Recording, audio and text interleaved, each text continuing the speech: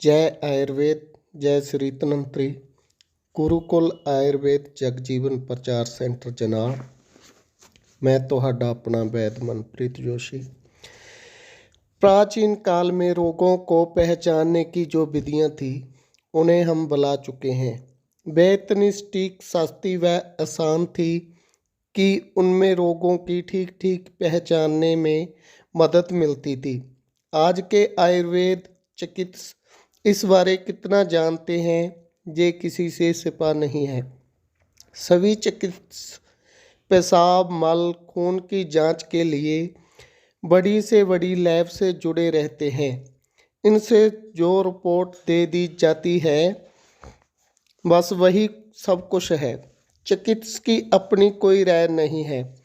आपके सामने कई बार ऐसी भी केस हिस्ट्री आई होगी जिसमें सभी टेस्ट ओके हैं, डॉक्टर कहता है इसे कुछ नहीं है, जबकि रोगी कहता है वह ठीक नहीं है।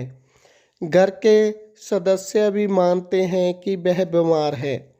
ऐसे में हम किस पर विश्वास करें, मशीनों पर या उस व्यक्ति पर जो रोग से जूझ रहा है। अपने आसपास के स्पष्ट करने के लिए मैं कुछ विवरण देना चाहता हूँ। एक लड़की, उम्र 17 वर्ष, बुखार हुआ। उस दौरान अंग्रेजी दवा से बुखार उतार दिया गया। बुखार तो उतर गया परंतु उसका कष्ट बढ़ गया। जांच से पता चला कि उसके गुर्दों ने काम करना बंद कर दिया।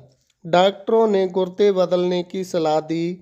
माँ ने अपना एक गुर्दा देने की हामी भर दी।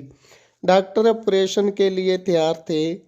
उसी दौरान इन्फेक्शन हो जाने के फलस्वरूप ऑपरेशन स्थापित कर लड़की को 15 दिन के लिए घर भेज दिया गया।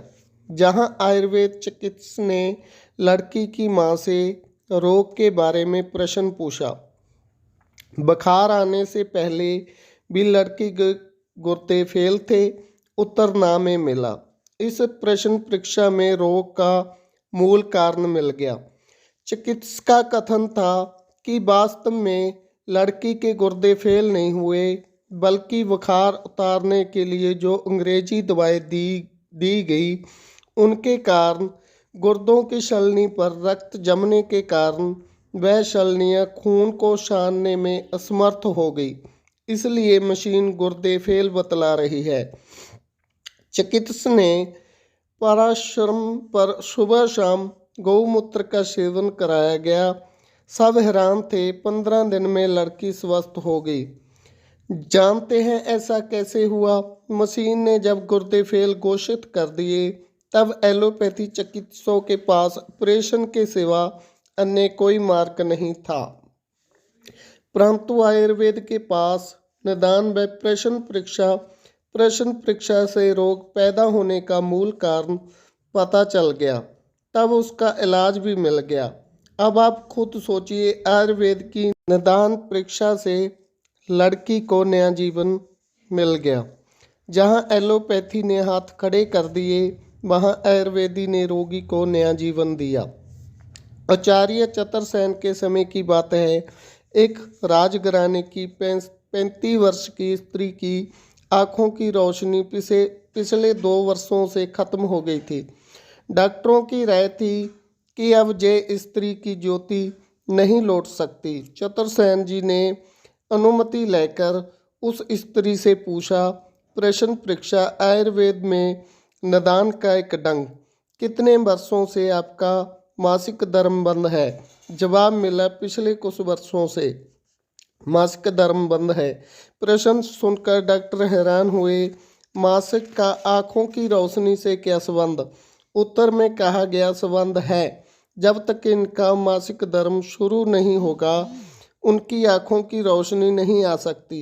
मासिक चालू करने के लिए दवा दी गई। पहले दिन ही खुलकर मासिक धर्म हुआ, 5वें दिन ही आँखों की रोशनी लौट आई।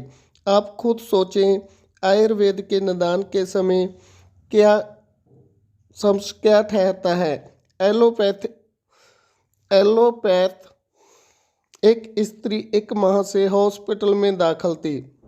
उसका खाना पीना छूट गया था। वह इतनी कमज़ोर हो गई थी कि अपने आप बिस्तर से उठ नहीं सकती थी, जहाँ तक कि उसके गले से पानी भी नहीं उतर रहा था। सब टेस्ट ओके थे, डॉक्टर परेशान थे, रोग समझ से परे था। एक अनपढ़ स्त्री को जब पता चला तब उसने बतलाया स्त्री का तालू गिर गया है। उसने उंगली से तालुआ उठा दिया। 1 घंटे में ही लड़की दूध पीने लग गई। दूसरे दिन उसकी तबीयत इतनी ठीक हो गई कि वह चारपाई पर अपने आप उठने बैठने लग गई। 4 दिन में उसकी छुट्टी मिल गई। देखा आपने आयुर्वेद के निदान का चमत्कार। एलोपैथ की बड़ी बड़ी मशीनें हार गई, आयुर्वेद के निदान की जीत हुई। बड़ी बड़ी मशीनों से टेस्ट में पता चला कि फलां रोगी को ब्लड कैंसर है तथा शरीर को अंदरूनी हिस्से में फोड़ा हो जो सड़ चुका हो। डॉक्टरों ने कैंसर ग्रस्त करने के बाद ऑपरेशन करने उस स्थान के डॉक्टर निकाल दिया। डॉक्टरों के अनुसार रोगी ठीक हो गया, परंतु 1 वर्ष बाद शरीर के अंदर दूसरी जगह कैंसर का फोड़ा हो गया। जानते हो ऐसा क्यों हुआ? एलोपैथ वाले रोग के कारण को ना समझ पाए। समझ नहीं पाए तो इलाज कैसे कर पाओगे? आयुर्वेद का निदान था कि खून खराब हो चुका है, खून में पित्त बढ़ा हुआ है, गाँव के टिश्यू सड़कर खत्म हो रहे हैं, दूसरे टिश्यू बन नहीं रहे। आयुर्वेद ने अपने निदान से उसके कारण को समझा। खून में पित्त को शांत करने तथा खून में आई खराबी की चिकित्सा के साथ साथ ऐसी दवा दी गई जिसके प्रभाव से सड़ गई टिश्यूओं का सड़ना बंद हो गया, नए टिश्यू फिर से बनने लगे। जब रोग की जड़ को ही खत्म हो गई तब रोग ने ठीक होना ही था। यही तो है आयुर्वेद का निदान का चमत्कार। एक लड़का उम्र 4 वर्ष पिछले 1 वर्ष से अपने आप उसकी हड्डियां टूट जाती थी, कभी पैर की कभी हाथ की। इस प्रकार 1 वर्ष से 10 बार उसकी हड्डियां टूट चुकी थी। डॉक्टर प्लास्टर कर देते थे। सभी टेस्ट ओके थे, डॉक्टरों ने हाथ खड़े कर दिए। आयुर्वेद चिकित्सकों को दिखलाया गया। उन्होंने प्रश्न परीक्षा द्वारा निदान किया कि बच्चे की पाचन अग्नि खराब है, इसलिए उसकी हड्डियां टूट रही हैं। उनका निदान था 7 दांतों पर हमारा शरीर टिका है। सबसे पहली दांतु रस है। हम जो खाते हैं यदि खाया ज्ञान पूरी तरह से पकेगा तभी रस बनेगा। रस तभी पकेगा जब हमारी पाचन अग्नि ठीक ढंग से काम कर रही होगी।